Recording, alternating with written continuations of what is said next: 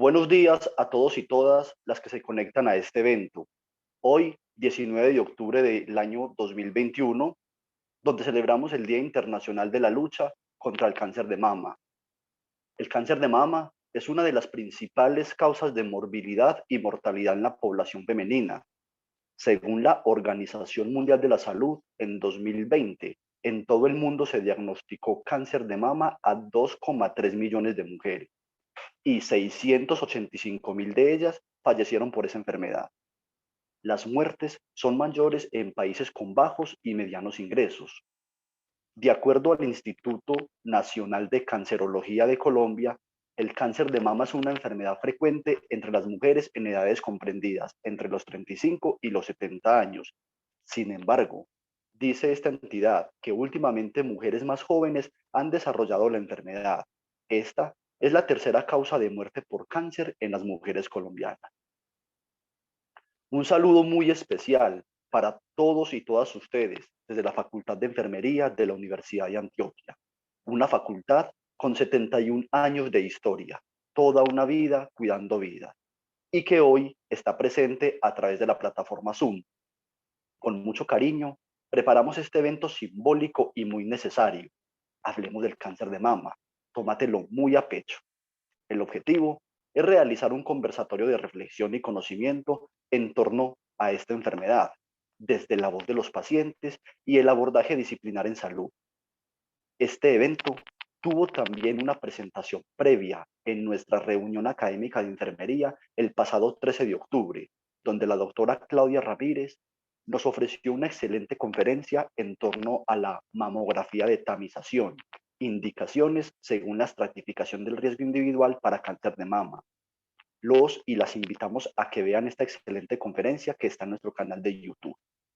Bienvenidos entonces, comunidad en general, profesores, personal administrativo, ponentes y todos los que se conectan desde Medellín, Antioquia y las diferentes regiones del país. Para empezar, los invitamos a escuchar las notas del himno de la Universidad de Antioquia. Denme un momento, comparto mi pantalla y mi sonido.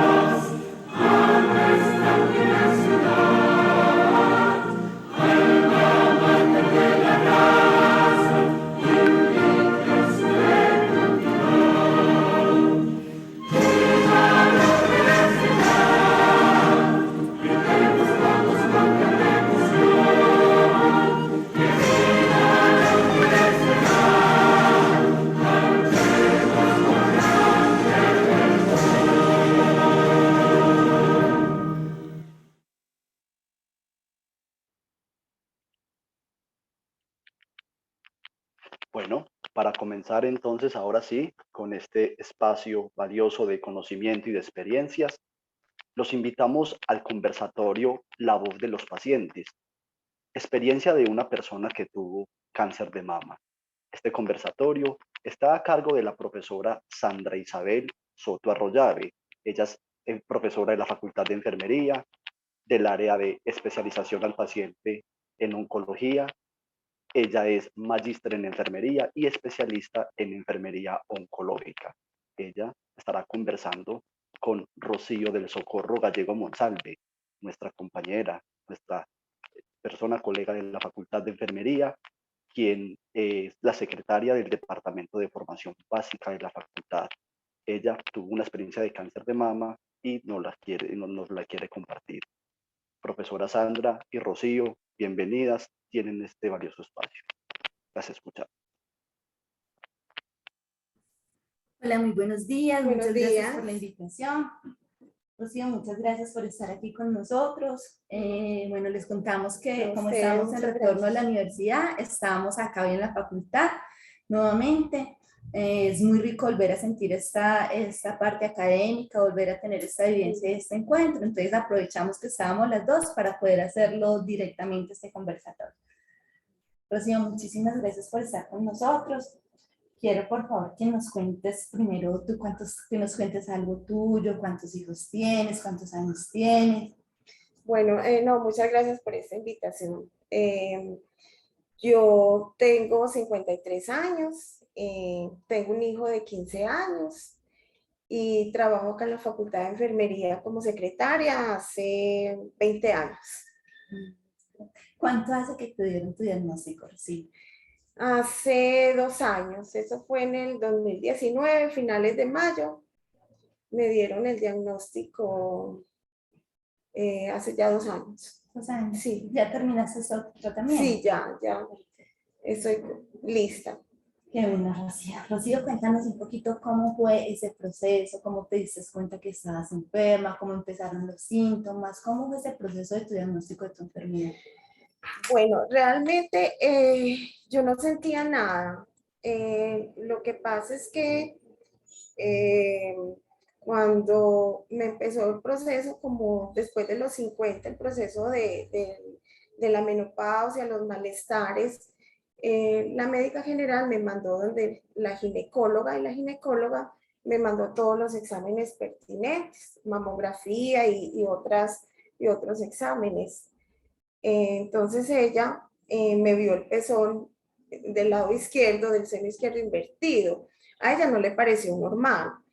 A mí me parecía normal porque yo llevo más de 15 años con el seno invertido, entonces no me parecía como raro. Ella empezó a indagar y me mandó un examen de mama y en el examen no salió nada, salió negativo. Y yo decía, no, es que yo no tengo nada, yo no tengo cáncer y yo no tengo antecedentes de cáncer de mama. Entonces me mandó una ecografía y tampoco salió nada, salió negativa. Y ella siguió indagando y me mandó una biopsia. Ya en la biopsia sí salió que tenía un tumor de 5 centímetros en el seno izquierdo. Perfecto. Nos estabas diciendo, ¿tienes antecedentes en tu familia de cáncer de mama? No tengo antecedentes de cáncer de mama. Inclusive cuando yo visitaba a la médica general, tenía yo 47, 48 años, yo le solicitaba que me mandara un examen, una mamografía, pero por rutina, solamente por rutina, y ella me decía que no, que porque yo no tenía antecedentes de cáncer de mama y que porque es después de los 50 años, entonces nunca pues me mandó el examen. ¿Recuerdas qué examen fue el que te mandó la ginecóloga, el que salió negativo? La mamografía salió negativa y luego la ecografía de mama también salió negativa. Y entonces ella, ¿por qué? Pero ella como que, no sé, ella seguía sospechando, sería por el pezón que estaba invertido, ella seguía sospechando. Ella me preguntaba que si yo no sentía nada, y yo no, pues nunca me tocaba ni me hacía el autoexamen. Entonces, porque yo decía, no, pues a mí no me da eso, yo no tengo eso y no tengo antecedentes o herencias de eso. Entonces, por eso ella siguió indagando y ahí fue donde en la biopsia sí salió ¿Y positivo. ella en el examen clínico que te hizo, de pronto sintió alguna masita, sintió alguna bolita, te dijo que había Ella sentido algo? sentía algo como durito detrás del pezón. Ella sentía algo así. Ella me revisó y sentía algo, por eso me mandó. Por eso ella no se quedó con el primer examen de la mamografía, sino que siguió indagando. ¿Y tú nunca te sentiste esa bolita detrás del pezón? Nunca, no. Nunca la Nunca, sentí. nunca le puse como cuidado en eso. ¿Y dolores? ¿Sentiste algún dolor? Tampoco sentía dolor, Nada. tampoco sentía dolor. ¿Y de pronto alguna cosa en la axila? ¿De pronto llegaste a sentir alguna cosa, alguna molestia en la axila? No, es decir, Bien. uno sentía dolor en los senos, pero ya uno decía, pues era que porque estaban en el momento de la ovulación y todo eso, que los senos eran un poquito duros, entonces ya debe ser que estoy ovulando, debe ser que estoy en eso, pero nunca pues pensé en eso. O sea que te hicieron la biopsia y en la biopsia fue donde te salió el resultado positivo, ¿sí? De la Exacto, sí. enfermedad. ¿Y qué siguió después de eso? Bueno, ya me mandaron los exámenes de rutina, los exámenes generales y ¿Recuerdas qué exámenes te mandaron?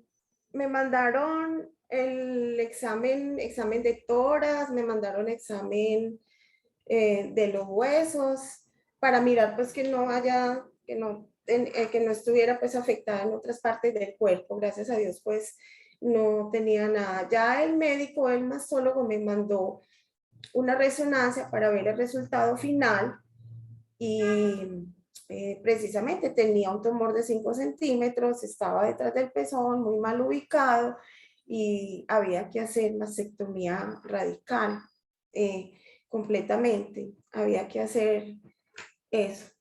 ¿Cómo fue entonces ese tratamiento? Primero te hicieron la cirugía.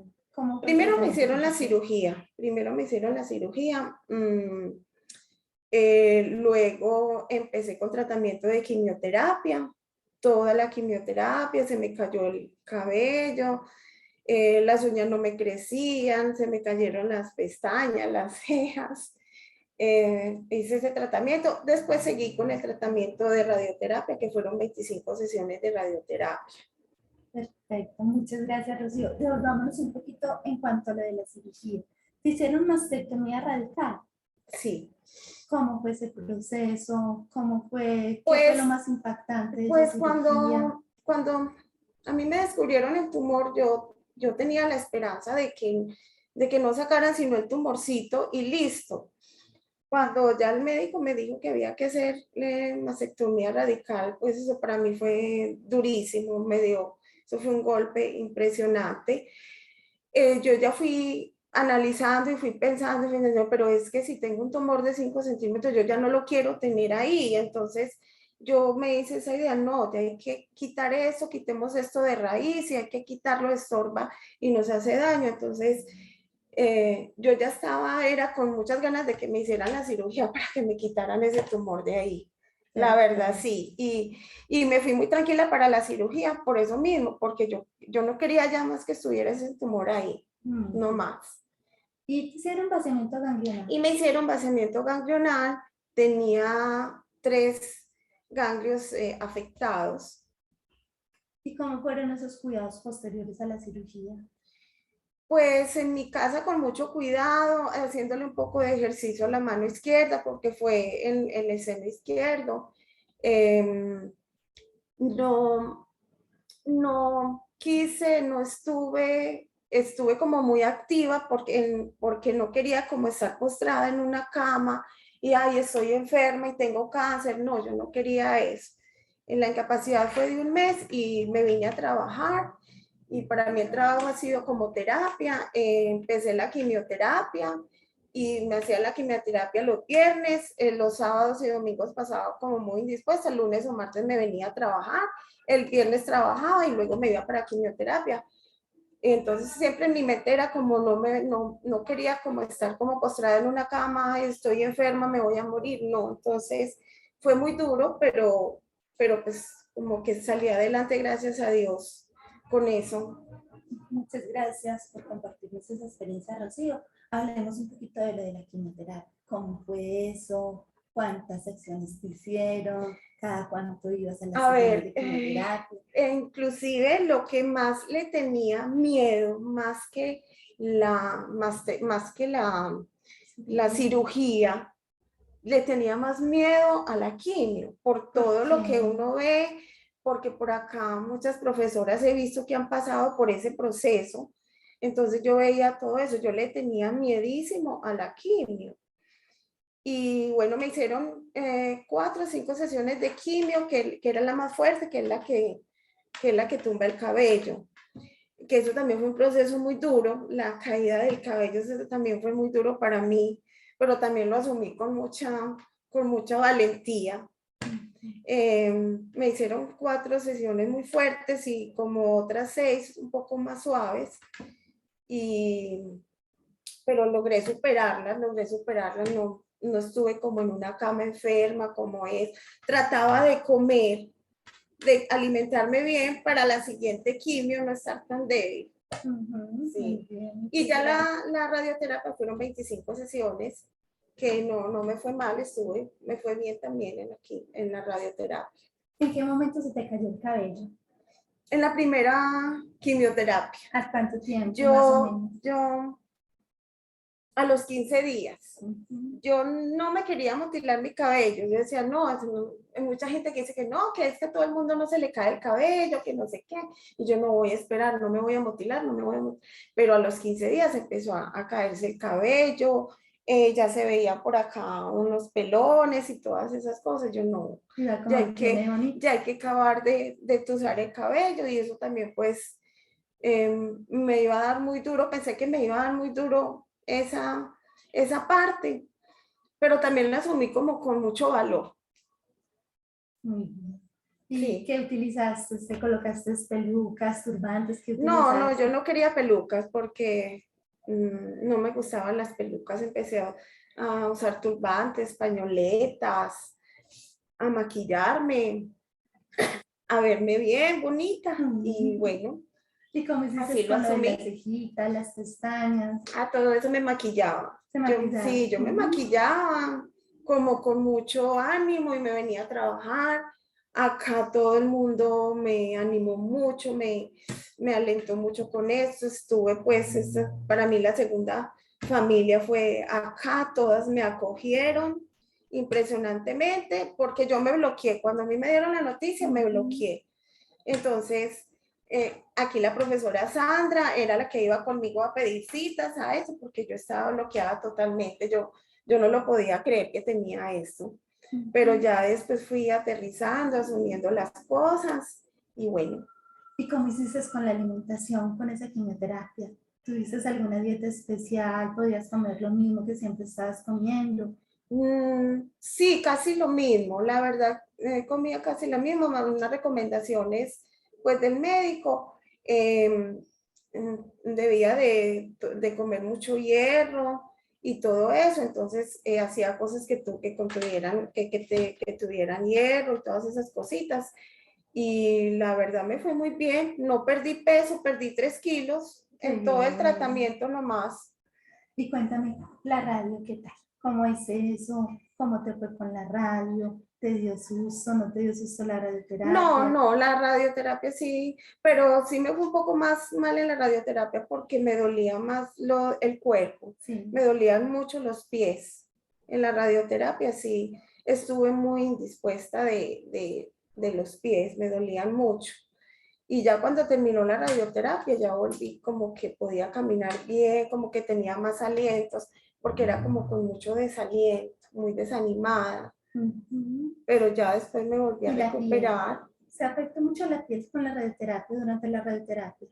No por los cuidados, porque aquí mismo las profesoras y todo me recomendaron pues los cuidados en esa parte de la piel. Entonces, todos los días después de la quimio, siempre me aplicaba crema con penca sábila, entonces no me quemé. No me quemé la piel, estuvo súper bien ahí. Qué bueno, porque Rocío. todos los días siempre le ponía cuidado a esa parte.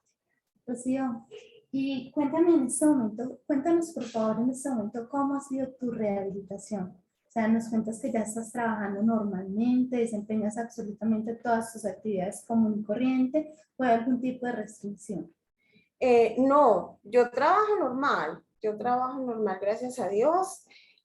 Tengo revisiones cada 6 meses. Cada que voy a revisión me encuentran muy bien. Estoy tomando una pastilla que es una quimio oral por 10 años y me alimento bien y voy muy bien. Muchas gracias. En este lapso, en todo este periodo de esta enfermedad, ¿cómo fue el acompañamiento de tu familia? ¿Cómo estuvo tu familia? ¿Estuvo ahí? ¿Cómo se afectaron ellos con esta enfermedad?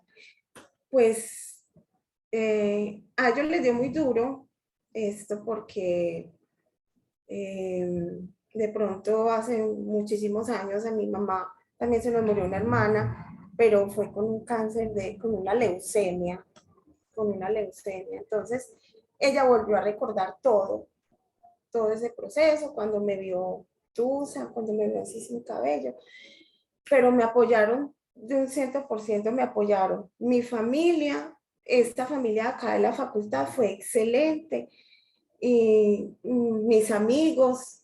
Entonces yo creo que eso también me ayudó para salir adelante porque no me sentía sola, yo no me sentí sola en este proceso. Siempre estuve muy acompañada, por todos lados estuve muy acompañada. Muchas gracias. Nos habías contado que te hicieron una mastectomía radical. ¿Cómo estás manejando eso? ¿Ya te hicieron reconstrucción? ¿O cómo estás manejando esa falta de ese líquido?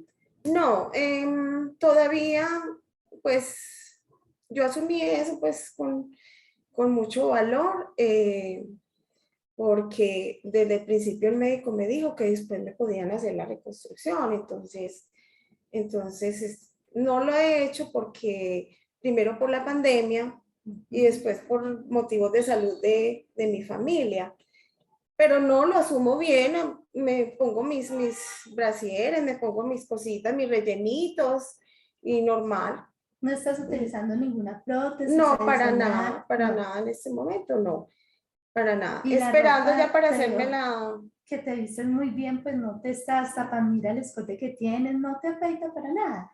hay veces, sí, cuando voy a conseguir algunas camisas, tengo que mirar cómo las consigo porque se ve acá la cirugía, se ve la cicatriz, pero eso es todo, no, eso es todo. Y la idea sí es volverme a hacer la reconstrucción. Mi familia y mi esposo, ellos respetan mucho eso, me dicen que ya es decisión mía, que ellos respetan lo que yo, si me quiero hacer la cirugía o no, que ya es la decisión mía si lo quiero hacer, pero yo sí lo quiero hacer. Muchas gracias. Sí. Rocío, ¿qué aprendiste tú de esta enfermedad? Pues yo pensaba que a mí nunca me daba un cáncer, que le daba alrededor, a todo el mundo alrededor mío, pero que a mí no me daba eso, porque como decía desde un principio, yo no tengo antecedentes de cáncer de seno. Entonces yo nunca pensaba que a mí me iba a dar esto, yo nunca me hacía el autoexamen porque estaba segura que yo no tenía nada.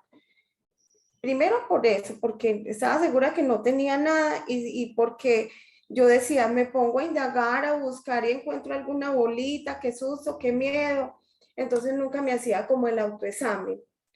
Entonces es como una reflexión que quiero dejar, que es importante tantos hombres y mujeres hacerse el autoexamen de mama porque es muy importante y es mejor prevenir a tiempo. Yo estuve a tiempo, aunque mi tumor era de 5 centímetros, muy grande, pues estuve afortunadamente a tiempo, pero es importante no dejar eso como así, darle importancia a eso, darle importancia al autoexamen. ¿Qué sigue de Rocío de aquí en adelante? Mi vida, trabajar por mí, por mi familia, seguir adelante y estar bien y ser feliz. Muchas gracias, Rocío. Muchísimas gracias por compartirnos esta experiencia. La verdad, lo que Rocío nos cuenta es una experiencia de vida que muchas personas, tanto en Medellín como en el mundo, están atravesando. Es una experiencia muy característica de una enfermedad muy silenciosa, como vamos a ver más adelante. Y como ella nos dice, esa recomendación, no olvidemos la importancia del autoexamen, de estar pendientes siempre de cualquier sintomatología que pase en nuestros senos. Bueno, muchísimas gracias. Roosevelt, no sé si tienes alguna otra Muchas gracias. pregunta. Sí, por aquí invitamos a las personas en el chat a que nos hicieran algunas preguntas, los animamos de nuevo a que las hagan. Sandra y Rocío, primero, Rocío, agradecerte este espacio, igual que la profesora Sandra, a Rocío, porque sé que está pasando por un momento familiar difícil y sé de tu valor y de tu responsabilidad al acompañarnos en este momento cuando de pronto tus sentimientos y tu corazón están de pronto también en otro espacio familiar.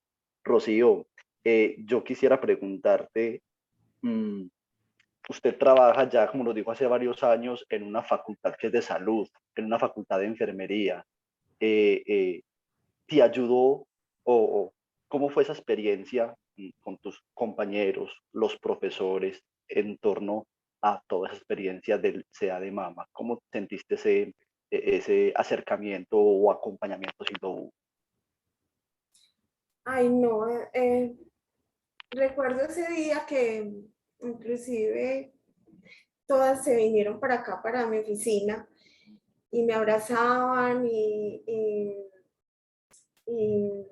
me daban como esa esperanza. La profesora Sandra me explicó todo lo que el proceso que era el cáncer de mama, y me acogieron todas en la facultad y no solo eso, sino que me ayudaron me acompañaban a las citas, a un lugar, al otro. Fue una acogida impresionante, es una familia para mí, es una familia para mí. Yo les tengo todo por agradecer a ellas porque eso fue un apoyo grandísimo para mí. Muchas gracias, Rocío. Por acá el profesor Mario Cano se une a los comentarios, te dice un abrazo, Rocío, un testimonio repleto de Qué valor y de lindo. esperanza. Y le manda Gracias. muchos te quiero. Yo también. Bueno, Rocío, no tenemos por acá más preguntas en el chat. Obviamente, como lo dice el profesor Mario, tu testimonio muy valioso. Gracias por este espacio, gracias a la Gracias. profesora Sandra también por propiciarlo. A ustedes muchas gracias. Bueno, entonces, para continuar con el evento, invitamos a la ponente Consuelo Mesa Vélez con el tema Rol del profesional de enfermería en la detección temprana del cáncer de mama y acciones para la promoción de la salud. La profesora Consuelo es enfermera de la Universidad de Antioquia, enfermera oncóloga de la Pontificia Universidad Javeriana. Es enfermera con bastante experiencia, entrenada en terapia enterostomal de la Universidad del Valle y actualmente es docente de la Universidad de Antioquia y de la Universidad Pontificia Bolivariana. Profesora Consuelo, sea bienvenida a este espacio. Muy buenos días. Gracias, Rocío. Pues aprovecho para reconocer lo valioso que es un testimonio como el que tú nos realizas, lleno de circunstancias que acompañan también la vivencia, seguramente personas que nos están escuchando, y haces un comentario muy especial y me parece a mí que de una manera muy bonita nos expresas los temores que hay en las circunstancias de tratamientos de esta enfermedad, especialmente, por ejemplo, con lo que tú dices, con la quimioterapia, con la radioterapia, a veces se vive en momentos de mucha angustia, de mucho temor, en relación a circunstancias que uno podría decir en un momento determinado tan sencillas frente a todo lo que se está viviendo, como es, por ejemplo, la caída del cabello, pero que significan tanto y que impactan tanto. Entonces, ahí quería hacer un comentario que la búsqueda de alternativas para personas que estén iniciando tratamiento oncológico y que sepan que uno de sus efectos va a ser la caída del cabello precisamente, se convierte en una oportunidad de práctica de cuidado para disminuir un poco el sufrimiento que pueden generar los procesos de cáncer en su fase de tratamiento con quimioterapia. Eso me parece pues como a tenerlo presente para adelantarse como a esta circunstancia y vivirla de la mejor manera posible, buscando alternativas de pelucas, de turbantes, de todo lo que existe como para ello. Voy a compartir, vamos a empezar el tema de promoción, prevención, y voy a compartir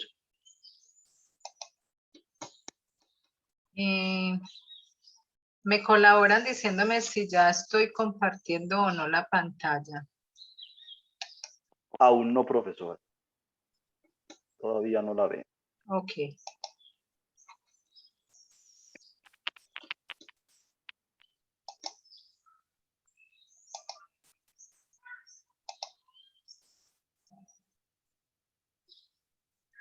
Y sinceramente no sé por qué.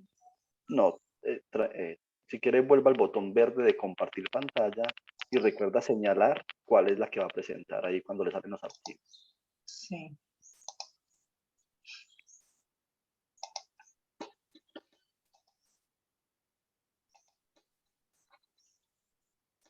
Ahora sí, estamos viendo la presentación, por favor la coloca en pantalla completa. Muy bien, la vemos perfectamente y la escuchamos muy bien, profesor. Permítame un segundito. Entonces, el tema que me corresponde es el rol del profesional de enfermería en la detección temprana del cáncer de mama y acciones para la promoción de la salud. Ahí tenemos como varias preguntas, ¿cierto?, que nos tendríamos que hacer, y es, ¿cuál es ese rol? Y precisamente es el que desearía yo cumplir en este momento, y es de dejar un mensaje de práctica de autocuidado con relación a la promoción, a la prevención, a la detección temprana de esto.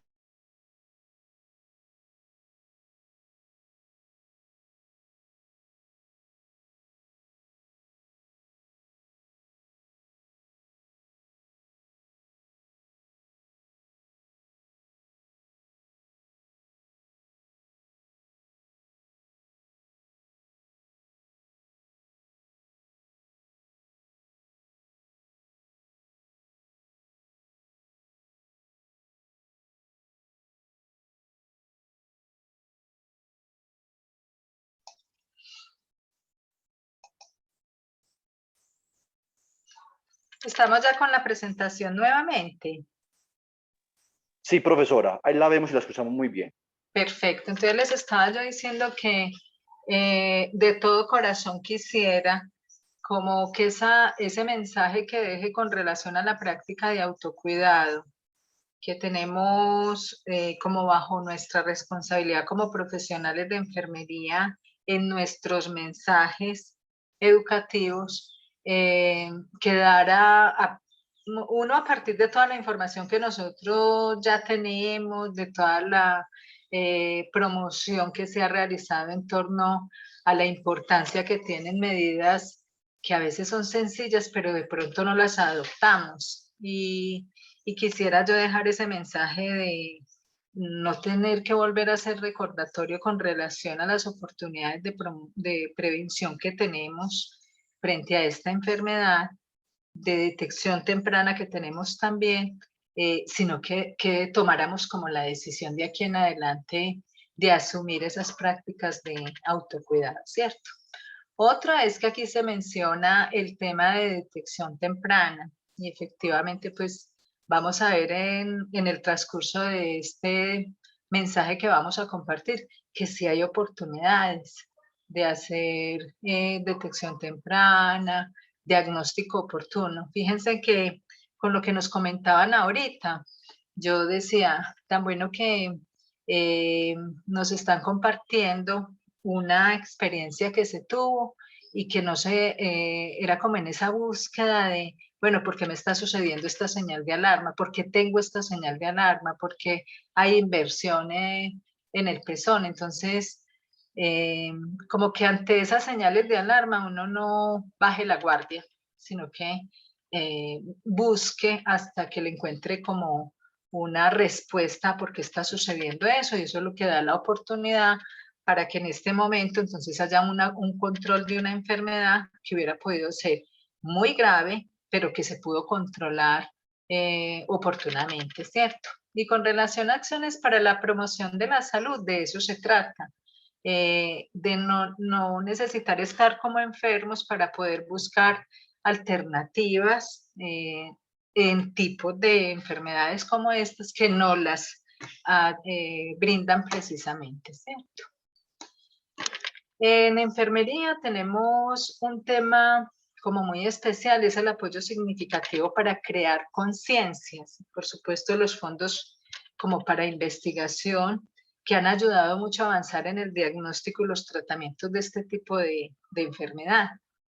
Los índices de supervivencia en cáncer de mama han aumentado y el número de muertes asociadas a la enfermedad continúa reduciéndose progresivamente, ¿cierto? En su mayor parte a causa de factores como una detección más temprana, un nuevo acercamiento personalizado a las opciones de tratamiento que existen para esta enfermedad y una mejor comprensión de la enfermedad. Entonces el panorama se muestra en un sentido, diríamos nosotros, positivo, cuando al existir diagnósticos se piensa en una enfermedad que tiene posibilidad de control y de curación afortunadamente. Las innovaciones en el tratamiento para el cáncer de mama están mejorando entonces la capacidad de controlar la enfermedad, mientras que reducen el impacto del tratamiento sobre la vida diaria y aumentan la satisfacción con la apariencia después de la cirugía. Hace mucho tiempo se hacían cirugías muy radicales, de músculos pectorales, de cirugías demasiado grandes para esta enfermedad. Hoy en día cada vez son más sin correr riesgos en cuanto a posibilidad de control o de curación, son más conservadoras, así las llamamos, las cirugías que tienen que realizar, y cada vez se busca más que hayan tratamientos complementarios con los que las cirugías puedan ser conservadoras, puedan ser pequeñas, de poquito tejido, que no impacten en muchas oportunidades toda la mama, sino que impacten una sola partecita de ella. Por supuesto, sin correr riesgos con las pacientes que necesitan una mastectomía completa. ¿Qué estrategias hay actualmente?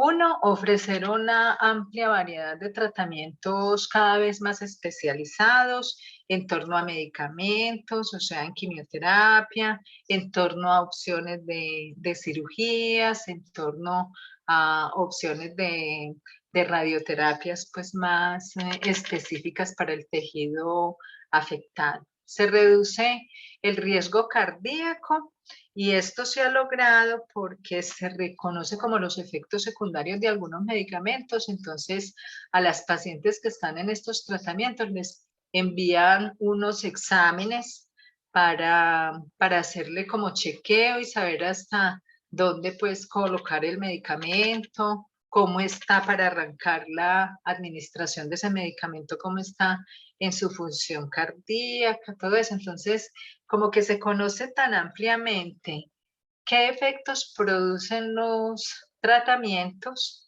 que se controla preventivamente el impacto que pueda tener, en este caso, por ejemplo, a nivel cardíaco. Se limita la extirpación de los ganglios linfáticos, que son como los sitios que en el caso de la mama están a nivel de la axila, en la parte por encima de la clavícula, pero la axila, como ahí están las defensas de la mama, entonces es la primera partecita como más impactada por la enfermedad, y en este momento hay técnicas de los especialistas que operan que reconocen hasta dónde llegan para sacar esas partecitas de defensas del cuerpo o no, y de esa manera entonces se limita la extirpación de un grupo amplio de estas partecitas del cuerpo que se necesitan para seguir produciendo su defensa en el cuerpo. Se evitan cirugías, segundas cirugías, porque hay una técnica que es como marcar qué tanta cantidad de tejido alrededor quedó sano. Eso es de procedimientos quirúrgicos muy especializados, hacen biopsias muy especializadas incluso dentro de la cirugía, que las llaman por congelación, y entonces la cirugía por este medio puede ser más reducida sin correr riesgo con la paciente. Condensar el tratamiento a veces en circunstancias muy estudiadas por el especialista tratante, por el médico tratante, de cuándo pueden de pronto acelerar tratamientos, hacerlos más rápido, con una periodicidad más corta, cuando se tratan, por ejemplo, de quimioterapias. Y con esto se mejora la confianza del paciente, por ejemplo, en cirugía oncológica, que se haga con tratamientos previos a la cirugía para reducir tamaños tumorales y que después en la cirugía se pueda extraer con toda la confianza el tejido ya más pequeño. Utilización de técnicas quirúrgicas también muy avanzadas para realizar reconstrucciones mamarias, que nosotros tenemos en nuestro medio especialistas ya muy capacitados en el tema, que tienen mucha experiencia, que han estudiado muchísimo el tema de reconstrucciones mamarias para la óptima imagen corporal de la paciente.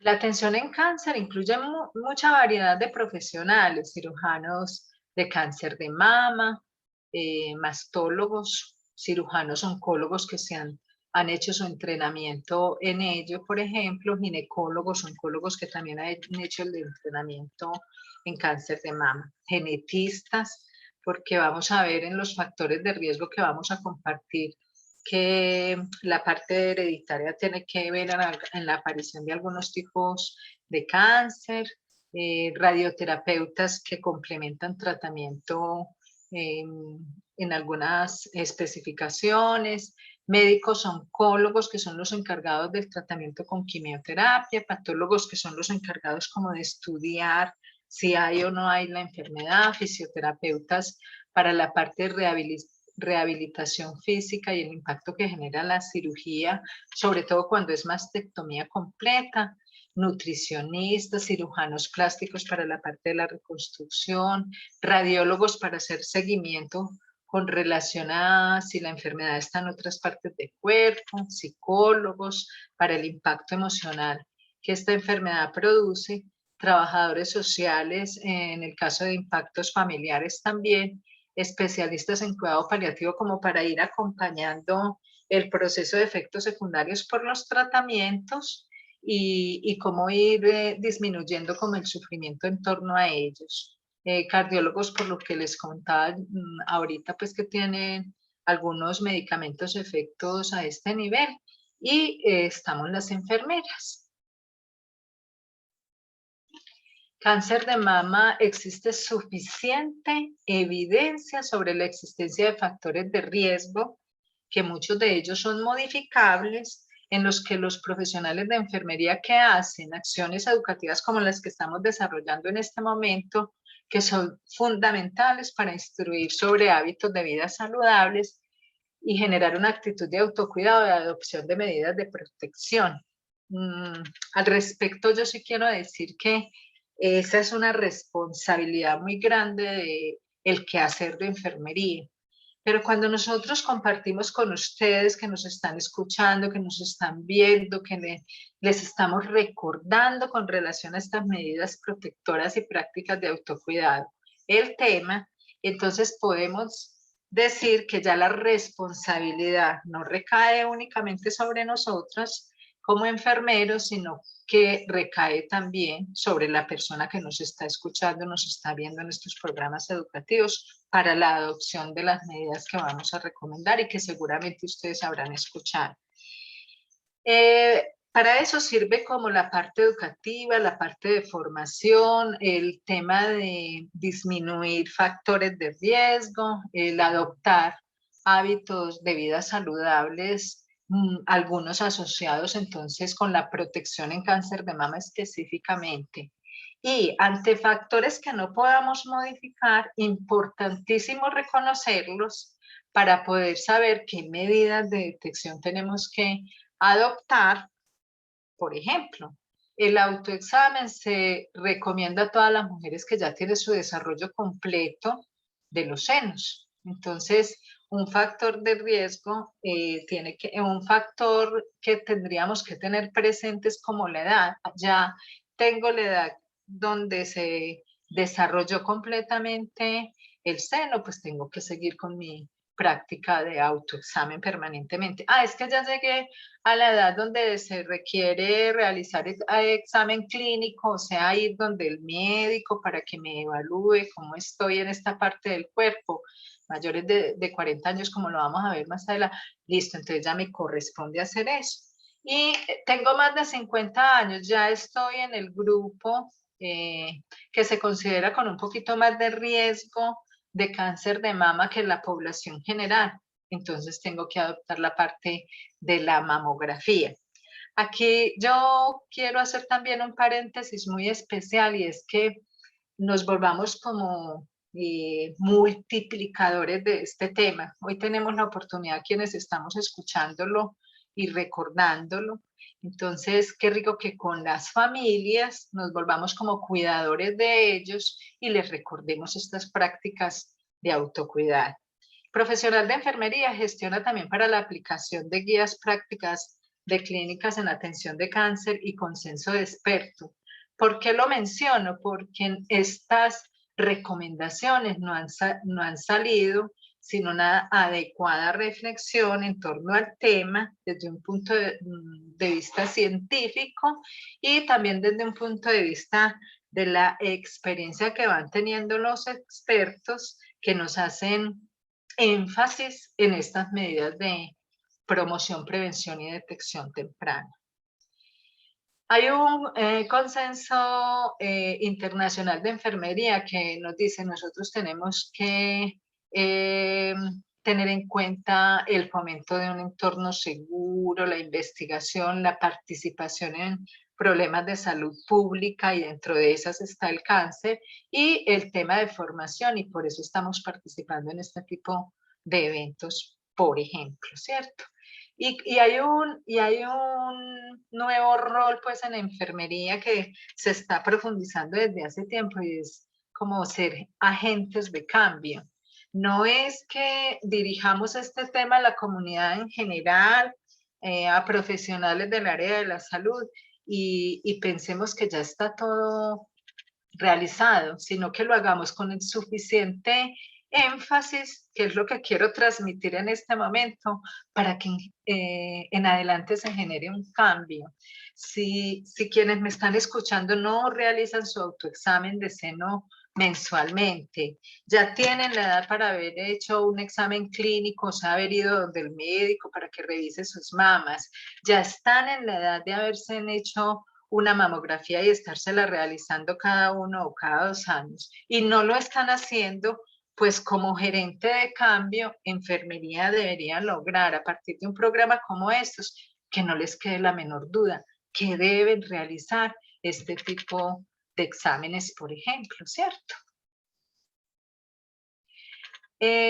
¿Por qué nosotros en enfermería nos dirigimos a la comunidad en general buscando que en realidad se adopten estas prácticas de autocuidado, buscando que la enfermedad no sea detectada tardíamente, buscando que si hay una señal de alarma inmediatamente se consulte, porque nosotros trabajamos desde una profesión que es humanista, nos interesa mucho el ser humano en su parte integral y reconocemos del impacto de una enfermedad oncológica como esta, un cáncer de mama, en todas las esferas de la persona, en todas sus dimensiones físicas, emocionales, espirituales y familiares, porque la familia también se impacta mucho por este tema de vivencias, reconocemos pues que es nuestra razón de ser, ¿cierto? Estamos centrados en el cuidado individual, colectivo y del entorno, entonces por eso quisiéramos volverlos a ustedes multiplicadores también de ese mensaje.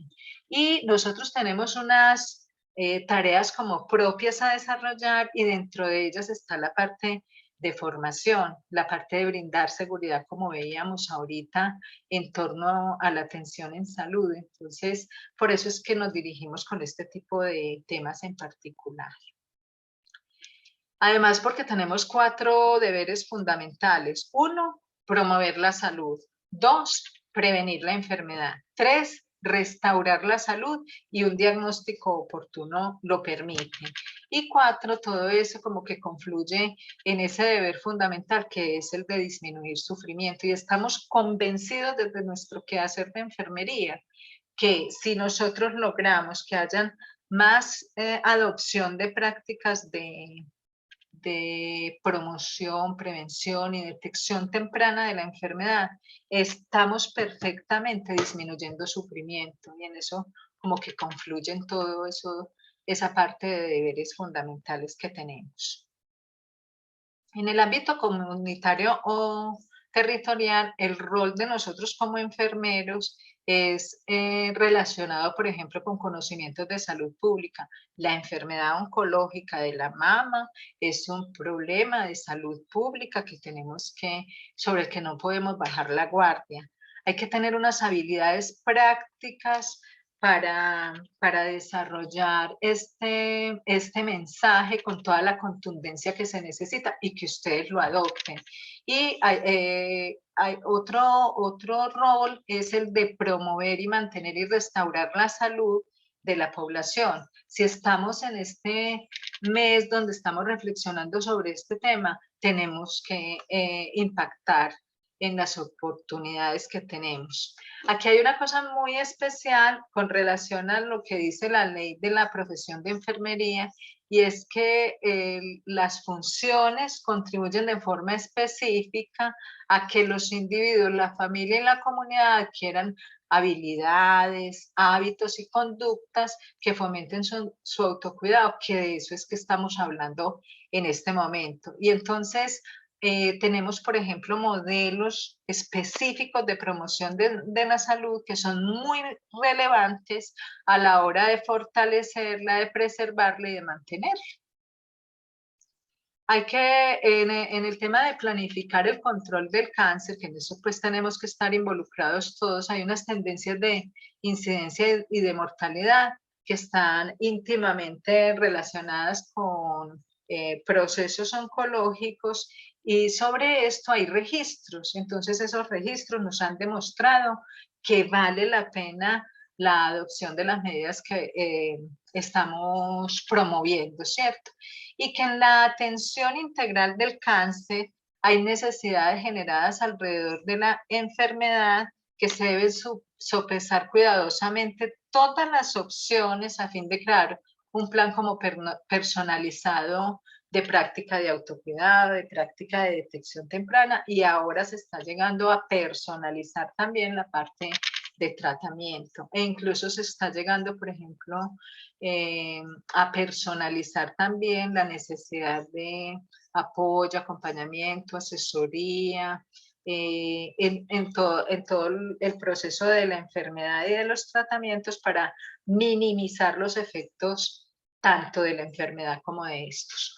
La Organización Mundial de la Salud y la Organización Panamericana de la Salud están trabajando en diferentes aspectos relacionados con la prevención y el control del cáncer. Entonces ellos son como los gerentes y los garantes de que lo que estemos promulgando sí esté relacionado con aspectos que pueden impactar positivamente para la disminución de la enfermedad como tal, de los efectos de la enfermedad como tal y de que los tratamientos no tengan que ser pues tan agresivos o en líneas que así se llaman cuando van progresando en primera línea, en segunda línea, en diferentes líneas de tratamiento. Lo ideal es que sean como de las primeritas cuando se va a iniciar o cuando se inicia con un diagnóstico de cáncer.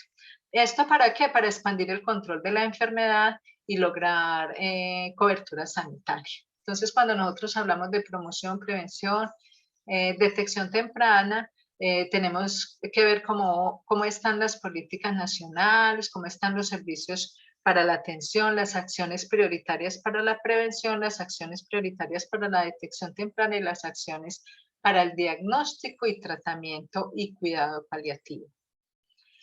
En la valoración del riesgo de mama, entonces ya especificando el tema, se reconoce que el sexo femenino es un factor de riesgo si se relaciona pues con la presentación de la enfermedad de los hombres, que es de 100 mujeres, de 100 personas, perdón, que se enfermen por cáncer de mama, una es hombre, el resto son mujeres, entonces por eso se menciona como factor. La edad avanzada se habla pues de que a mayor edad, por encima de los 50, de los 60 y se va aumentando con relación a la edad, la enfermedad. Factores reproductivos que aumentan exposición a unas hormonas estrogénicas endógenas como son por ejemplo la primera menstruación a temprana edad, la menopausia antes de los 12 años, la menopausia tardía después de los 53 años, el tema de la nuliparidad asociada también a la enfermedad o lo han asociado también cuando el primer hijo se tiene después de los 30 años. El aumento de la densidad mamaria se asocia a mujeres, por ejemplo, que no han tenido hijos. Ahorita hablamos un poquito de qué es eso de densidad mamaria. Cuando el primer embarazo ocurre después de los 30 años, también aumenta la densidad mamaria, que es un factor que tienen en cuenta los especialistas también como de riesgo. Y mujeres que usan hormonas para efectos de la menopausia y alcohol, pues tienen un aumento en la densidad mamaria también, entonces ahorita vamos a mirar qué es ese factor de riesgo. Entonces, concretando esto, hay unos factores de riesgo que no son modificables, como el sexo, la edad, un poquito pues el tema de primer hijo, ¿cierto? La menopausia, la primera menarca, o sea, la edad de la primera menstruación. Y el aumento de la densidad mamaria se presenta más, por ejemplo, en personas obesas, entonces ahí empezaríamos a hablar de un factor modificable. Hay otros factores que tampoco podemos modificar, como son los factores familiares y genéticos, que esto incluye familiares en primer grado de consanguinidad sobre todo, mamás, hermanas, hijas con cáncer de mama o de ovario. Hay unas alteraciones genéticas que no voy a entrar en ello, pero ya hay la posibilidad de hacer estudios de unos marcadores genéticos que tienen unos nombres, pues que tampoco los voy a mencionar, aparecen ahí,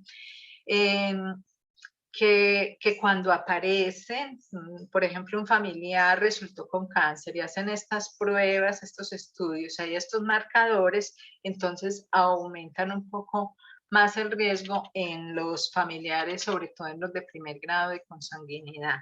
Y hay como unas enfermedades hereditarias que tienen un poquito más de riesgo de la enfermedad. Por ejemplo, cuando hacen biopsias y encuentran una enfermedad que seguramente a la persona que la haya tenido le han contado, le han dado ese nombre, sabe que tenía esa enfermedad, pues normalmente no lo sabemos así de manera general, pero la persona sí lo sabe. Por ejemplo, hiperplasia ductal atípica tiene un riesgo mayor, ¿cierto? Lo mismo la lobulillar atípica, o cuando hay un cáncer muy, muy localizado, pues obviamente a esa persona le van a tener que seguir haciendo sus exámenes porque entra en un riesgo un poco más elevado que el resto de la población. Además, otros diagnósticos benignos, unos se llaman atipias, otros papilomas, adenomas esclerosantes, cicatrices radiales. Esto lo menciono, pero sería algo como muy específico para personas que les han tenido que realizar biopsias. ¿Por qué lo mencionamos y por qué nos parece importante? Porque muchas veces la persona se aleja de sus métodos de detección temprana porque siente miedo cuando encuentra alguna masita, cuando le dijeron que tiene una enfermedad fibroquística, cuando encuentra que tiene unas consideraciones como anatómicas de su propio cuerpo que no tienen nada que ver con cáncer, que no es factor de riesgo para cáncer, pero que tenemos que reconocerlas y el especialista o el médico tratante tendría que estar dándonos el nombre y diciéndonos y nosotros preguntando, ¿esto tiene relación con cáncer? ¿Esto es un factor de riesgo para cáncer? Porque en la gran mayoría se consideran enfermedades que son benignas y que no son factor de riesgo para la enfermedad. Entonces hay que bajar también un poquito la guardia con relación a esa cancerofobia que nos alejaría de estos métodos de detección temprana y más bien seguir con la rutina de hacer nuestro autoexamen, de ir donde el médico para el examen clínico, si ya estamos en la edad de hacernos la mamografía, de hacernos la mamografía rutinariamente sin estar pensando pues que es por un riesgo relacionado con el hallazgo que hacemos cuando nos examinamos. Las radiaciones ionizantes también están relacionadas con esta enfermedad cuando las personas, por ejemplo, tienen un factor ocupacional o cuando ha sido necesario irradiar muchísimo a edades tempranas, en la adolescencia, por ejemplo, es un factor que se considera de riesgo. Entonces aquí está como lo interesante de esta reunión educativa y es volver a recordar, a todos nos han llegado con ese mensaje de la importancia que tiene conservar el peso ideal, el consumo de dieta baja en grasa, evitar el consumo de azúcares, favorecer la dieta al vapor, favorece esto. Lo mismo que el consumo diario, por ejemplo, de 3 porciones de fruta, 2 de vegetales, favorece también el tema de la conservación del peso ideal, además que está asociado con protección también de enfermedad oncológica. Aumentar el consumo de líquido que permite que se evacúen rápidamente esas sustancias del cuerpo, evitar el consumo de alcohol directamente asociado, como les decía ahora, con la densidad mamaria y favorecer el estado de ánimo calmado y sin estrés. Todos vivimos circunstancias de estrés, de angustia, del corre-corre, de la vida diaria, todo eso. Entonces, ¿cuál sería mi mensaje? Y en eso pensaba yo mucho cuando estaba preparando este tema. Tenemos que buscar alternativas para eso, ¿cierto? Hay personas que dicen, yo no tengo tiempo de realizar ejercicio, por ejemplo, que quisiera resaltarlo aquí, porque la Organización Mundial de la Salud nos pide a gritos que adoptemos esta práctica que nos sirve para conservar el peso ideal, para favorecer un estado de ánimo calmado y sin estrés, y para bajar como toda esta parte hormonal que podría estar influenciando en la aparición de enfermedades como estas. Entonces, no, para nadie es poco conocido el beneficio del ejercicio. Entonces tenemos que buscar alternativa. Bueno, no me puedo ir para el gimnasio, económicamente no me da para costearlo, no es mi interés, por ejemplo, este tipo de práctica, hacer cardiovascular, saltando con una cuerda, empezando por 5 minuticos, después 10, después 15, después 20 minuticos diarios, por ejemplo, sacar ese espaciecito tiene una bondad maravillosa y estamos hablando de cosas prácticas, la caminada de 1 hora diaria como recomienda la Organización Mundial de la Salud, o el ejercicio que nos exija esfuerzo de un poco más de tiempo, 3 veces interdiario, es maravilloso. Y depende como de la decisión que nosotros realizamos, lo mismo que la recomendación de consumo de dieta baja en grasa, de favorecer más los alimentos al vapor, por ejemplo, que fritos. Y todo, habría que hacer una lista en nuestra rutina diaria de todo con lo que podamos disminuir el consumo de grasa, de favorecer, mantener el peso ideal, de disminuir, por ejemplo, el tema del consumo de azúcares, que con eso estaríamos logrando pues como la recomendación desde el punto de vista preventivo, ¿cierto? De bajar riesgos.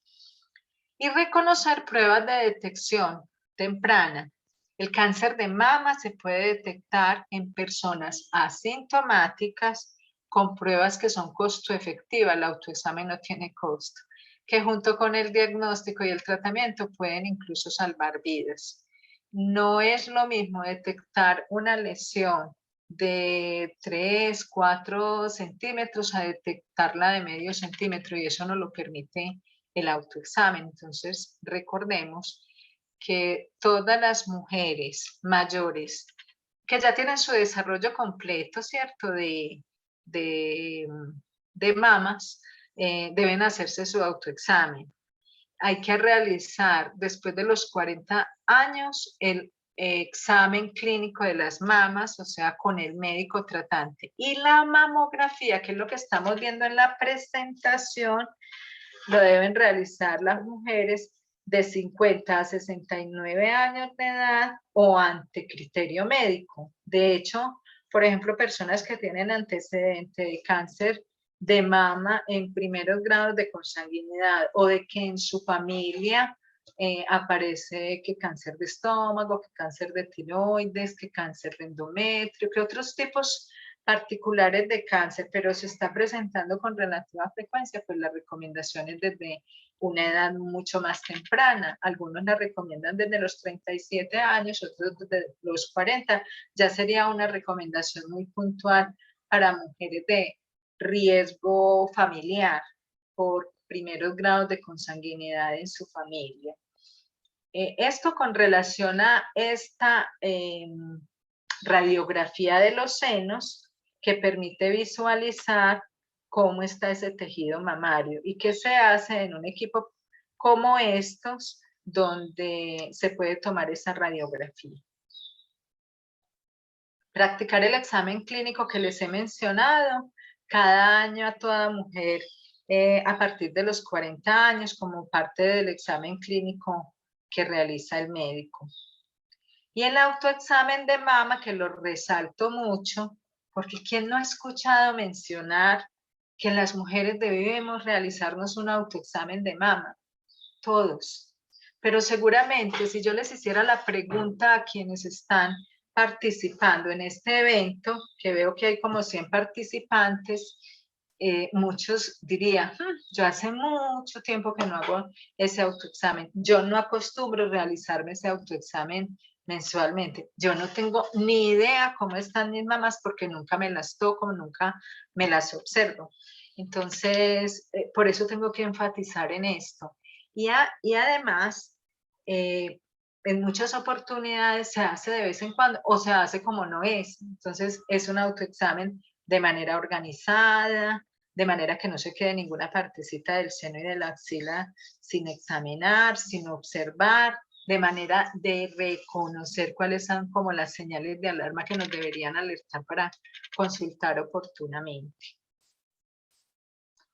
Entonces, fíjense que lo que nos dicen los mastólogos, que son los médicos especializados en tejidos blandos, que son a los que muchas veces se dirigen las mujeres cuando tienen alguna señal de alarma, por ejemplo, y los ginecólogos oncólogos y todos estos especialistas que yo les comentaba ahora, es que lo ideal es dividir el seno en 4 partecitas.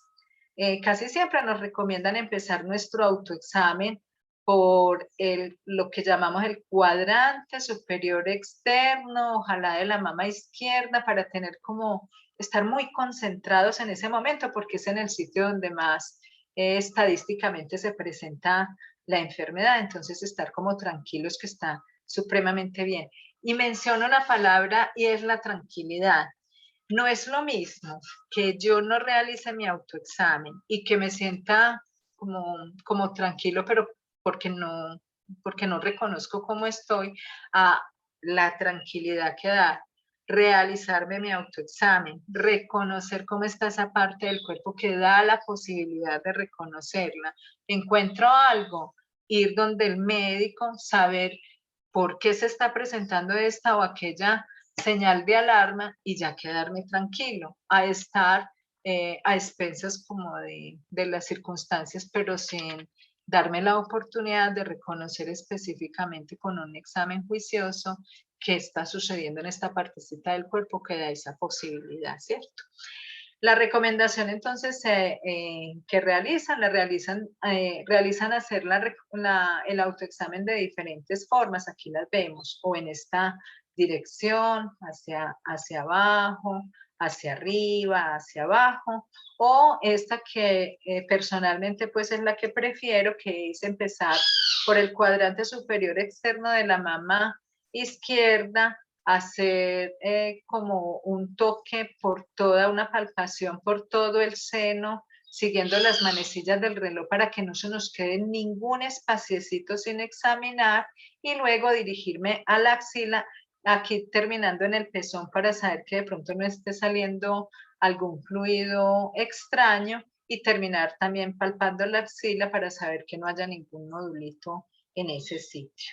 Y siempre hago recomendación y muchos especialistas lo hacen a nivel mundial, de un examen que se llama como la rectificación, colocando una almohadita por debajo porque permite sacar muy bien el seno, volver y hacer todo el examen, tanto en la mama como en la axila, y extraer para saber que no esté saliendo ningún fluido por el pezón.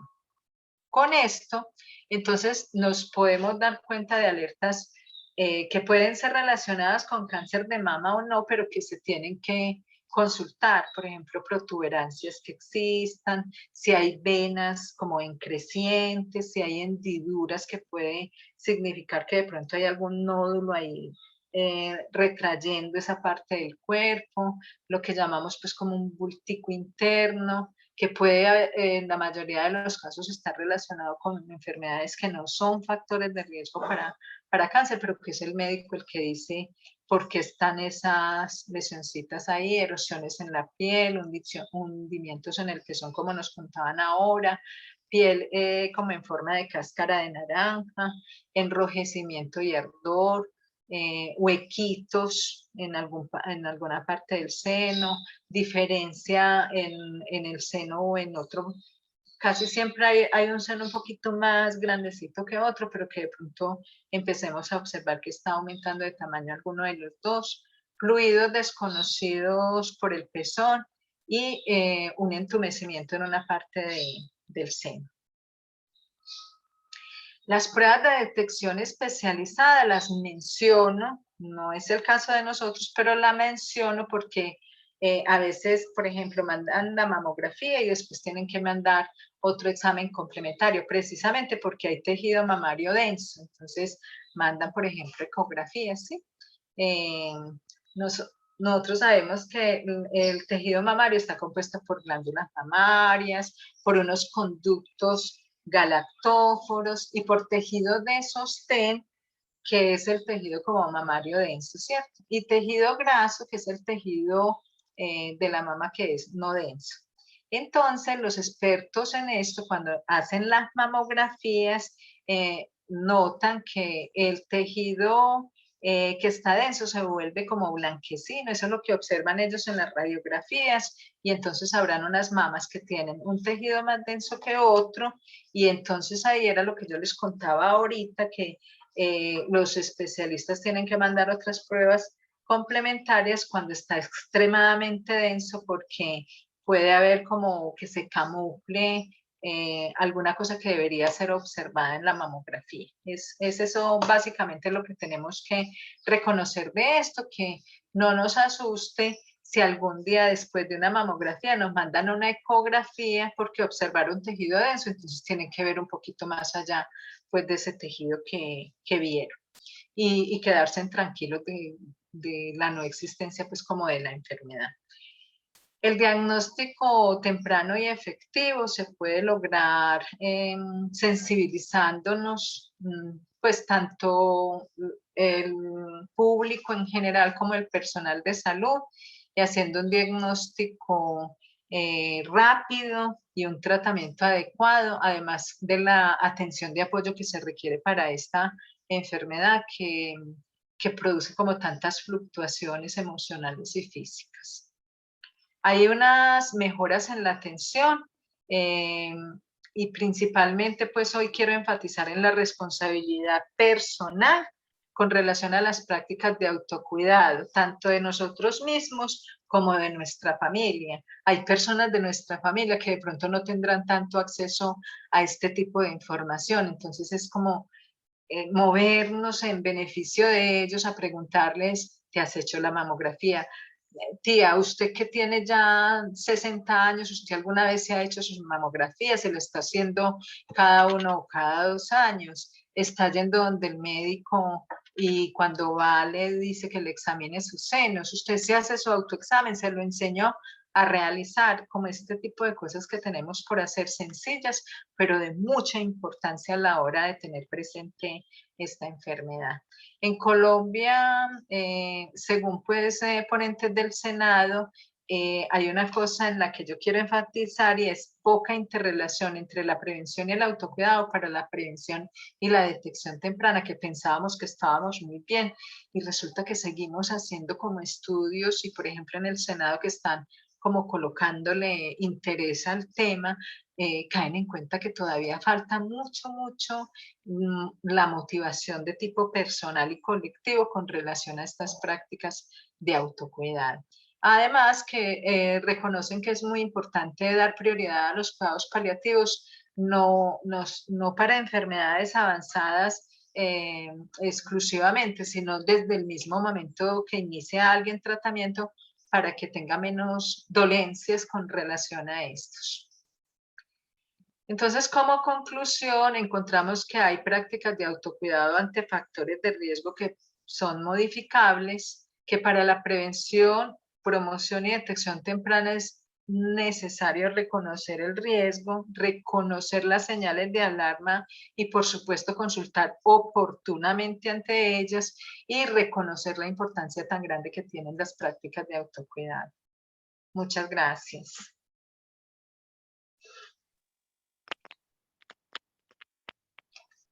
Profesora Consuelo, a usted muchas gracias por la excelente presentación, toda esta información tan importante hoy, en este día conmemorativo, 19 de octubre, Día Internacional de la Lucha contra el Cáncer de Mama. Tenemos algunas preguntas en el chat, algunas ustedes ya las han ido respondiendo a lo largo de su conferencia, entonces solamente vamos a realizar algunas que nos quedan y también por efectos de tiempo vamos a ofrecerlas y poderlas solucionar. Profesora Consuelo, nos dicen, Andrea Díaz nos escribe, por favor, nos pueden explicar cuáles pueden ser los factores ocupacionales para desarrollo de cáncer de mama. Sí, cuando hablamos de ocupacionales, principalmente personas que trabajen en el tema de radiología, en el tema de rayos X, en el tema de radioterapia, para lo cual ya hay medidas de protección personal y física que les disminuye esos factores de riesgo ocupacionales. Muy bien. Marisol Chavarría nos pregunta, quisiera saber si hay algún impedimento para realizarse el autoexamen cuando se está lactando al bebé o a la bebé. Sí, no, para nada. Esto lo hemos hablado con los mastólogos, hay un poquito de de incomodidad en el sentido que el seno se siente en algún momento como inflamado, en fin, pero daría perfectamente para hacer un recorrido por toda la mama sin ninguna perturbación, mucho más si de pronto se acabó de lactar al bebé, entonces las mamas no están tan congestivas. Sí, profesora. Y por último, hay una pregunta de Diana Rendón, nos dice, en los hombres, ¿cómo se hace este proceso de detección temprana o la prevención? Sí, básicamente el hombre también se podría hacer un recorrido en sus mamas, sobre todo, por ejemplo, cuando tienen un tejido denso, igualitico a como se lo hacen las mujeres, y tocando la axila también, mucho más si hay antecedentes como en la familia, todo eso. Pero en los hombres es distinto porque se hace una detección como más inmediata por el tipo de señales de alarma que se notan más fácilmente. Entonces se haría el autoexamen, pero la señal de alarma como tal es más fácilmente observable. Bueno, profesora Consuelo Mesa, nos unimos a todos los mensajes que están en el chat de felicitación por su conferencia y por compartir su conocimiento con nosotros y con todos los participantes en este espacio. Muchísimas gracias a ustedes por la invitación.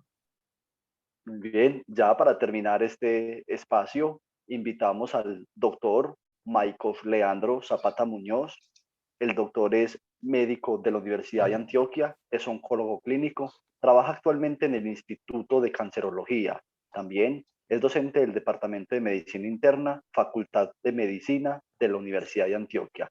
El doctor nos va a compartir una ponencia titulada Epidemiología y Fisiopatología del Cáncer de Mama. Doctor Maicos, bienvenido. Hola, ¿cómo están? Yo creo que, no sé si ven el video, que yo no lo alcanzo a ver. Lo escuchamos bien, doctor, pero no lo vemos a usted. No sé, como que la cámara está desactivada, pero no activada. Permítame, Carlos, ¿nos puedes ayudar para activar la cámara del doctor Maicos? Yo creo que es la cámara que está desactivada, pero Ya, no. danos un segundito, doctor, que ya... Bueno, pero igual lo que vamos a hacer es más algo más conversado, por así decirlo, ¿de acuerdo? Porque yo creo que la jefe me ayudó mucho con su presentación, dijo gran parte, sobre todo para hablar del tema de fisiopatología. Y es que uno, o sea, si usted me pregunta el factor de riesgo para tener cáncer de mama, pues es tener mamas, ¿de acuerdo? Ese es lo primero. Obviamente ese es el factor de riesgo principal, tener tejido mamario. Y lo otro son factores que se van adicionando, obviamente generando mayor riesgo. Es importante tener presente que solamente el 5% del cáncer de mama tiene una base genética, ¿cierto? La base genética hereditaria, ¿cierto? O sea, que sea heredado por una enfermedad que tiene mayor predisposición. Pero podemos tener agregados familiares con cáncer de mama. Entonces, eso hay que diferenciarlo. El hecho de que yo tenga antecedentes en la familia no indica que directamente proporcional vamos a encontrar una mutación hereditaria. No funciona así, ¿cierto? Obviamente, son poblaciones en las que más debemos buscar el factor hereditario, ¿cierto? Pero no nos debemos sentir, o las mujeres no se deben sentir, no, es que me hicieron un examen mal hecho porque no me encontraron ninguna enfermedad hereditaria. No funciona así. Así podemos tener agregados familiares y eso puede tener sus explicaciones, sus explicaciones desde la raza. Hay razas que tienen mayor agresividad en el cáncer de mama, por ejemplo, las mujeres de raza negra, ¿cierto? Así como los hombres de raza negra tienen cáncer de próstata muy agresivo, las mujeres de raza negra tienden a tener un patrón también agresivo y es más que encontrar un gen específico heredado, habla más de un grupo poblacional. ¿Listo? Entonces, eso es lo primero, ¿cierto? Que está muy presente en cuanto a la búsqueda del factor de riesgo, digamos, no modificable, que es el antecedente familiar. Eso es muy importante. Entonces, una vez salido del efecto adverso, del factor de riesgo hereditario, y ahora es corta. ¿Ahí? Espero que no se Sí, entrecorte. doctor. Sí, se entrecorta un poco, pero ahí te estamos escuchando mejor. Listo, listo. De Entonces, pronto, doctor, trate lo que no de me gusta es que no se encendernos vea la la cámara. cámara, porque sí quiero que se vea la cámara, pues al menos. Listo, estamos ayudándole en eso. Trata de Porque suprimir la no. cámara y volver a iniciarla, por favor. La suprimo y la abro al inicio. Venga, pues. Y vuelve a iniciar la cámara otra vez si de pronto nos da. Ahí. No, aún no. Sigue tranquilo, doctor. Yo trato de solucionar. Ahí sí lo estamos viendo. Ahora sí, doctor. Entonces, eso es muy importante, ¿de acuerdo? Podemos tener el factor de riesgo hereditario, pero no necesariamente lo vamos a encontrar en los que tengan una antecedente familiar. Hay unos factores de riesgo que dijo también, que van muy de la mano con la fisiopatología, y es lo que decía la jefe, y es, ojo con la obesidad. A veces pasamos por alto la obesidad, como si estar gordo es estar aliviado. Cada que veamos a alguien obeso, está enfermo, es una enfermedad. Debemos tratar de dejar de normalizar a las personas obesas, ¿de acuerdo? Porque el cobro, o sea, la cuenta de cobro por la obesidad se cobra al paso de los años, tanto en enfermedad cardiovascular como en este caso en enfermedades oncológicas. Prácticamente, todas las enfermedades oncológicas van de la mano con la obesidad. O sea, la obesidad puede agravar su presentación o hacer que se presente de manera más temprana, entre otros. Yo sé que no es el tema, pero por ejemplo en cáncer de colon, ya hemos visto cáncer de colon en pacientes cada vez más jóvenes. Es más, en cáncer de mama, cada vez, si recuerdan los que llevan mucho tiempo en el sistema, trabajando en salud, antes decíamos 55 años, 50 años, 45 años, y ahora 40 años, porque sabemos que hay otros factores. Uno de ellos es la obesidad, ¿no? La epidemia de la obesidad, que es una epidemia principalmente de finales del siglo pasado y principios de este siglo, ahora estamos sufriendo las consecuencias. El tabaquismo, indudablemente, y todo lo que nos explicaba la jefe de qué hacer para prevenir el cáncer de mama, hacer el ejercicio, la alimentación balanceada, mire que va de la mano en tratar de atacar, digamos, ese factor de riesgo principal. ¿Qué es lo que ocurre en la mama? ¿Cierto? La mama es un tejido que es un tejido dinámico, ¿cierto? Obviamente tiene un crecimiento de manera importante en la pubertad, ¿listo? Y luego tiene unos crecimientos acelerados en el momento de la gestación y por ahí, ¿cierto? O sea, es un tejido que normalmente responde muy bien a factores de crecimiento, ¿listo?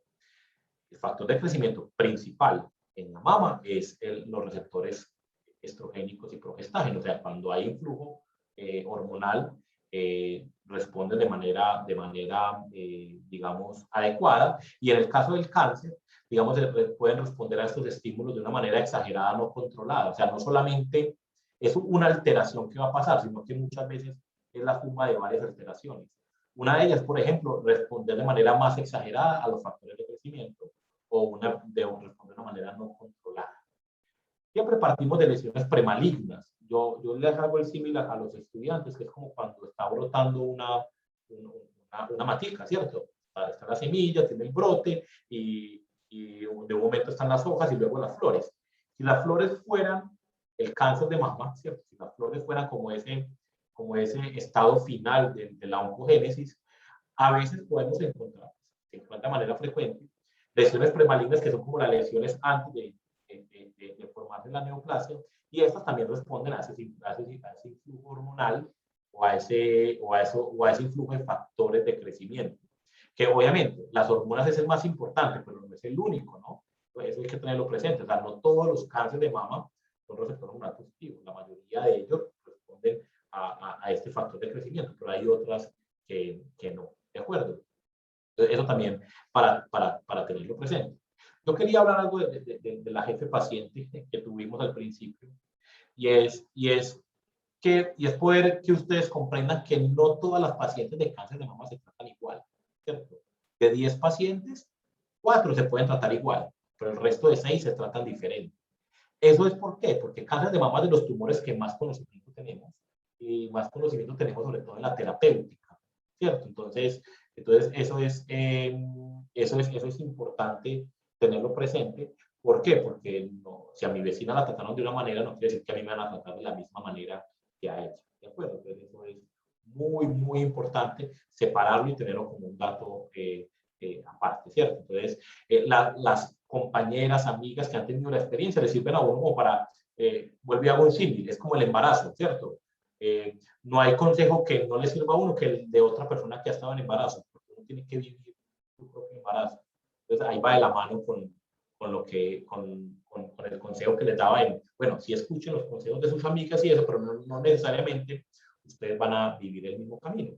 ¿Y por qué eso es importante? Porque el cáncer de mama cada vez va a ser más común, ¿cierto? Cada vez va a ser más frecuente. Es el principal cáncer que se encuentra en mujeres.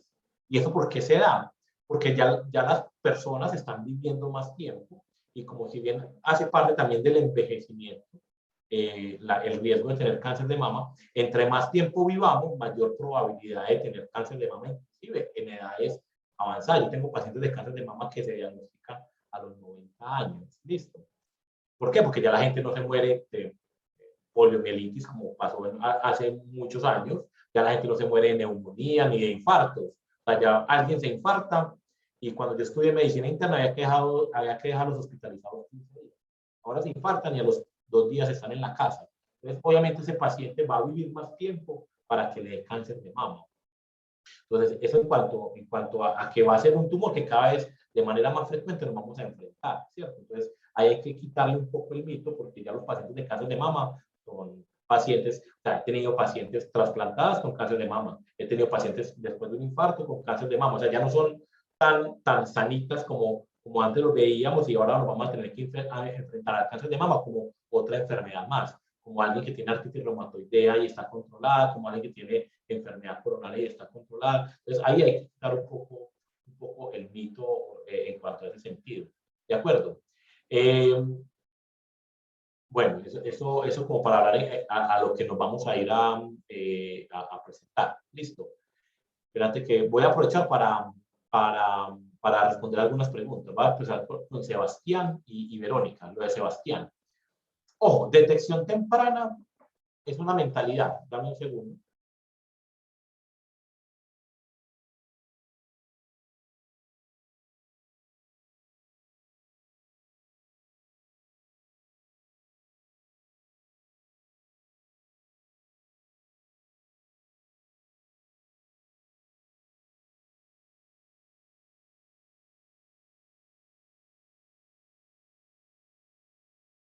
Decía, la detección temprana en realidad es una actitud que toma el sistema de salud.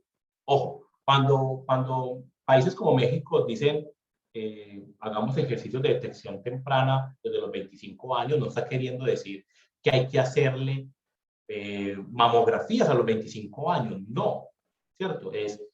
O sea, una actitud de detección temprana o una actitud de prevención es enseñarles a las niñas de 25 años que es normal y que puede ser anormal encontrar en sus mamas. ¿Sí me hago entender? O sea, no es un programa que la niña va a ir a los 26 años cada año a que la examinen las mamas. No, hace parte de la labor educativa. Y eso es muy importante, sobre todo en mujeres menores de 40 años, donde el cáncer de mama no es muy frecuente, pero sí es obligación de nosotros como servidores de atención de salud educar, ¿cierto? Yo tengo un profesor que dice que el autoexamen no sirve para nada, ¿cierto? Y yo les digo, pues tenés razón, porque puede que no tengamos el ensayo clínico controlado, aleatorizado, pero es una intervención de absolutamente cero riesgo y de cero valor que yo creo que nadie le va a decir a su paciente, venga, yo le enseño en sus mamas qué es lo normal encontrar, en qué épocas del ciclo menstrual, etcétera, y qué es anormal encontrar. Y ya eso es un programa de detección temprana. O sea, ya el solo hecho de educar ya es un programa de detección temprana. Entonces, ojo, no, detección temprana no es mamografía, ¿cierto? Es más, te lo digo, o sea, detección temprana, ni siquiera, o sea, la mamografía es una puerta de entrada, es un examen de puerta de entrada a un programa de detección temprana. En Colombia, ¿qué es lo que pasa de manera frecuente? Que el paciente, no sé, hacen una brigada de salud en un municipio X, digamos que queda a 6 horas de Medellín, y el secretario de salud dice, vamos a hacer una jornada de mamografías y todo el mundo contento, ¿cierto? Y el jefe de enfermería de promoción y prevención contento, y hacen 500 mamografías, ¿de acuerdo? Y de esas 500 mamografías, digamos, salieron 5 malas. Y esas 5 pacientes que les salió mala no tienen acceso porque no tienen EPS o que la EPS no les cubre, no tienen acceso, no tienen forma de acudir de manera oportuna donde el mastólogo, por ejemplo. Entonces se demoran, lo que sé, se demoran entre la mamografía mala y que la vea el mastólogo, se demoran 6 meses. Ahí estamos haciendo detección temprana, la respuesta es no, no estamos haciendo ninguna detección temprana. Estamos simplemente dándole una mamografía, tener un resultado alterado de manera temprana, pero la atención temprana, que es esa mamografía de manera oportuna vean al paciente, no lo estamos logrando. Entonces, ojo que la mamografía no es el programa de detección temprana. Es una puerta de entrada, así como cuando usted le enseña, como el examen físico es una puerta de entrada. ¿Para qué? Para recibir una atención oportuna. ¿Cierto? Si usted le enseña usted puede detectar en su consultorio una masa en la mama de una paciente, pero si esta paciente no la ven de manera oportuna, no estás haciendo ninguna detección temprana. Si el tratamiento lo va a recibir al año o a los 2 años, no estás haciendo ninguna detección temprana. Entonces, eso es muy importante, sobre todo por la pregunta que hacían del sistema de salud mexicano. ¿Listo? No sé, yo quisiera más que me aprovechen para responder preguntas, porque hoy les digo, la presentación tan completa que hizo la jefe, casi sería como repetir lo que vino diciendo. No sé qué pensará Roosevelt. Sí, no, doctor Maicos, está muy bien. Inclusive hay una Dale. pregunta por acá que nos hacen y dice un saludo para todos. Me diagnosticaron enfermedad fibroquística de mama. Quisiera comentar desde mi situación que la realización del autoexamen es particularmente compleja cuando se tiene tejido mamario con esa naturaleza. Determinar la existencia de nuevos quistes o crecimiento normal se hace muy difícil. ¿Qué otras alternativas existen para realizar un autoexamen en casa y realizar una detección temprana de cáncer de mama frente a esta situación? La condición fibroquística de la mama, voy a poner un ejemplo, es como tener una bolsa de uvas, ¿cierto? Y buscar cáncer en una condición fibroquística es buscar una que esté en mal estado de ese montón de uvas, ¿cierto? Y si ustedes tienen una bolsa de uvas y meten la mano y tratan de buscar cuál está mala, es un poco difícil. Entonces, yo creo que lo primero, muchas veces en condiciones fibroquísticas, si ven, esta es una condición benigna, de lo cual yo no tengo prácticamente ninguna experiencia, si van muy de la mano en el seguimiento con el mastólogo, ¿de acuerdo? Porque pueden existir 2 extremos de un mal enfoque en una condición fibroquística. El extremo número 1, que es decir, ay, no, tranquila, eso es benigno, relájese, usted siempre se va a sentir masas y la señora, pobre señora, se va para la casa y nunca vuelve a consultar, así le crezca una masa y eso, porque como le dijeron que era benigno, o sea, nunca le hacen seguimiento, ¿de acuerdo? Entonces, ese es un extremo que no deberíamos caer en ese extremo, ¿cierto? Es decir, vaya, relájese para la casa y no vuelva a consultar. Y está el otro extremo, que es el extremo de sobretratamiento y sobrediagnóstico. Empiezan a chuzar todos los nódulos y sale benigno, sale benigno, sale benigno, hasta que el paciente se cansa y dice no voy a volver. Y luego, cuando sí tiene una edad de mayor riesgo para tener cáncer de mama, lo pasa por alto. Entonces, no podemos caer en ambos extremos, ni sobrediagnosticar a las pacientes, ni de decir no, ahí no tienes nada y no vuelvas por acá. Debemos llegar a un intermedio. Mi recomendación es, uno, tienes que, o sea, más que vos tienes que conocer qué es lo normal y anormal. Ve, yo este nódulo ya me lo biopsiaron hace 10 años y está exactamente igual y me lo siento igualito, sí, pero el seguimiento médico es muy importante y ahí los mastólogos ya con uso de ecografía, resonancia o con el solo examen físico te pueden decir cuándo, digamos, hay cambios. Ojo, no es que la condición fibroquística se convierta en algo maligno, no, pero sí puede enmascarar nódulos malignos que pueden estar alrededor, ¿cierto? O sea, eso es muy importante tenerlo. La condición fibroquística no es una enfermedad premaligna.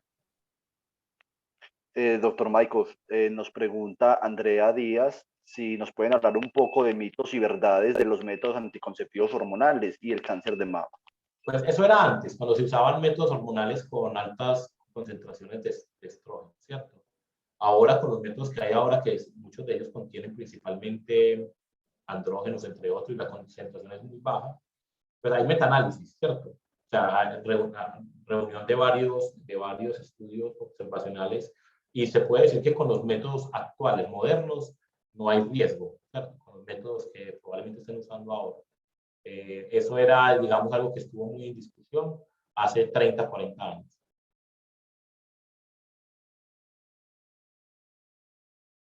Sí, bueno, doctor, por aquí aprovechamos las últimas 2, 3 preguntitas. nos preguntan, Diana nos dice, me realizaron una biopsia hace 3 años porque tenía unos quistes y un nódulo, la biopsia salió negativa, ¿cuándo debo volver a consultar? No, siempre hay que hacer seguimiento, ¿cierto? Hay que mirar el motivo de esa biopsia. Recuerda lo que nos dijo la jefe en la excelente charla que nos dio. Y es que hay una clasificación que llamamos presentación BIRRAS, que nos dice la posibilidad de imagenológica que ese nódulo fuera maligno o benigno, ¿de acuerdo? Si es un BIRRAS mayor de 4, la indicación es que siempre tenga seguimiento por el mastólogo, ¿de acuerdo? O sea, si era un BIRRAS 4 y el resultado de la biopsia fue benigno, siempre requiere vigilancia por el mastólogo porque dado que la imagen era altamente sospechosa de malignidad. Entonces, toda biopsia debe tener un plan de seguimiento, toda biopsia, o sea, no es que biopsia negativa y no vuelva por acá. Ojo que ese es el error en que no podemos caer en la parte asistencial. Cuando ustedes tengan una paciente, independiente del órgano, estamos hablando de cáncer de mama, pero todo resultado debe tener un plan, ¿cierto? Y el plan puede ser seguimiento clínico cada año o hacer una nueva imagen a los 6 meses o hacer una nueva biopsia, pues eso varía, pero no es simplemente salió benigna y no vuelva. Entonces, mi invitación es a que revise la imagen, qué tipo de reporte es, y mirar muy bien cuál es el plan de seguimiento, porque todo requiere un seguimiento. Bueno, doctor, y aquí hay otras preguntas, ya creo que las ha ido resolviendo usted en la conferencia. Doctor, hay una pregunta, si nos puede hablar un poquitico más de por qué el estrés se convierte en ese factor de riesgo. Bueno, factores de riesgo como estos es muy difícil darle como un nexo directamente proporcional. A ver, voy a poner un ejemplo de epidemiología muy viejo, de pronto usted lo conoce más que yo. Listo.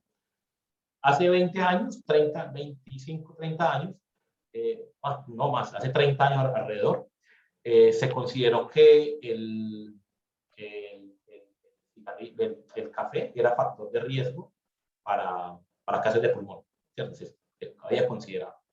Pero cuando se pusieron a mirar bien los estudios, es que la mayoría de esos consumidores altos de café eran también fumadores altos. ¿Listo? Entonces, el factor de riesgo no era el berraco café, era que eran muy fumadores. Es lo que llamamos en epidemiología factores de confusión o factores de riesgo de confusión. ¿Qué pasa con el estrés? El estrés es como la puerta de entrada para llevar hábitos de vida no saludables, ¿cierto?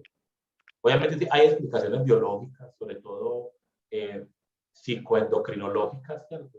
Y hay explicaciones de lo básico que dice que el estrés genera un ambiente proinflamatorio, entre otros, y esto puede generar mayor carcinogénesis, pero digamos evidencia clínica de eso no tenemos mucho. ¿De qué sí tenemos evidencia clínica? Que habitualmente los pacientes con estrés tienen hábitos de vida no saludables, ¿cierto? O fumadores, o tienen una mala alimentación, no hacen ejercicio, entre otros, y probablemente sean más bien esos los factores que estén contribuyendo al cáncer de mama o a cualquier tipo de neoplasia. Entonces, mucho cuidado que entonces, a veces al gordito, o sea, al que es obeso, le decimos, tratamos de que la única intervención para ese gordito sea la dieta, cuando probablemente lo que esté es estresado o tenga un trastorno de ansiedad, yo qué sé. Entonces, ojo con a veces intentar ser unicausal para todo, como si la salud fuera simplemente una cosa, ¿cierto? Entonces, Ruth, hablando del estrés, yo creo que es una puerta de entrada para muchos hábitos de vida no saludables que así se asocian al cáncer, ¿cierto? Y que él por sí solo, por un evento proinflamatorio, sí, hay propuestas desde las ciencias básicas, pero no tenemos, digamos, el peso de la evidencia clínica. Sí, señor. No, doctor Maicos, unirnos también a las felicitaciones que están también por acá en los mensajes. Gracias por compartir con nosotros de nuevo este espacio. Ya es el segundo que comparte este año cuando se nos unió también a esa jornada de prevención de SEA de próstata. Entonces, esta es la idea, doctor. Desde enfermería, siempre nuestra bandera y nuestro objeto profesional siempre será el cuidado y nos unimos con ustedes en la interdisciplinariedad para entender y para ayudar a nuestras personas y comunidades. Gracias, doctor Maicos, gracias a Rocío, a Sandra que se unió a este evento y a la profesora Consuelo y a todos ustedes, las personas que están aquí conectadas en esta conmemoración del Día Mundial en la lucha contra el cáncer de mama. Entonces, esto es todo pues en este espacio. Esperamos les haya gustado y gracias por siempre estar con nosotros en nuestros eventos de Facultad de Enfermería de la Universidad de Antioquia. Que tengan una feliz resto de día y de semana. Gracias Bueno, a todos. chao, ustedes, gracias. Siempre a la orden.